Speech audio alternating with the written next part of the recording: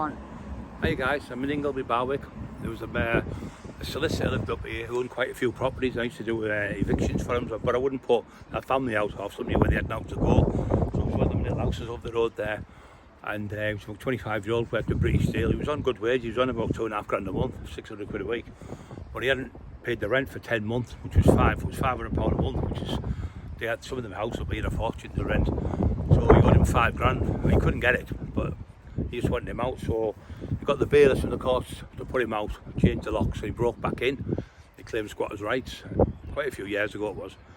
So I went up with the oversight, and I said, you stay in the car. So I knocked on the door, and the door was locked. So anyway, I kicked the door in, because it was the loud house, it was the owners with me. And I went in the house, so I went in the house, wind going my eye, went in the house, and the electrics were on that. So I goes up the stairs, it's me, Brian Cockrell, hello, on behalf of whatever the landlord's name was. I said, you've got an eviction from the courts. He didn't want to phone the police, but he's going to have to if you don't, so I'll give you a chance. So I goes upstairs, and I seen the bath water, so I felt it was warm, and I could see footprints on the water, like water prints with his feet.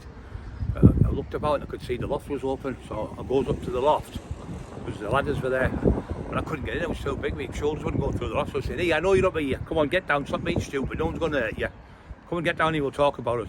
Anyway, he never come, so the next minute, it's like walking about, looking to see if I could see anything else, phones or anything, so I couldn't see nothing. I said, he's in the house, he's in the loft, I just can't get hold of him. Next minute, as they turned up, all police cars turned up here, a van come, a car came, then another car came, so they were alright with it, they weren't down to respond to it. I said, what's going on, Brian? I went, kid, he owes the rent, so the landlord, he's the owner, we just want him out of the house. I said, nobody's going to hurt him. So the cop said, I'll have a word with him. So the copper went in, spoke to me, he said, oh yeah, I'll go. He said, you don't own him on your case, it's Brian Cox. He went, oh, is that how it is? He went, well, he was under the bed. The bed was only about that. I didn't look under because it was only about that. He only weighed about 9 stone, poor little guy.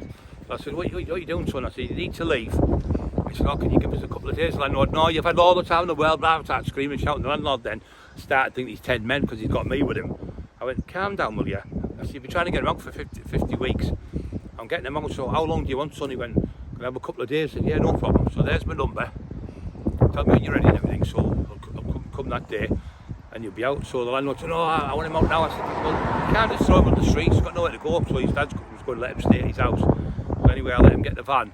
And he phoned me the next day, he said, oh, my brother's going to help us, I'm going to stay at his for a while. And he said, anyway, he thanked me for letting him go after a couple of days. He said, thanks very much for his dad coming, his brother. He said, he's out of order, he should pay the rent, he's getting good money. He said, but I said, well, it's one of them things, it's done now. I said, but it's done now, mate. So I shook his hand, and then I got the landlord.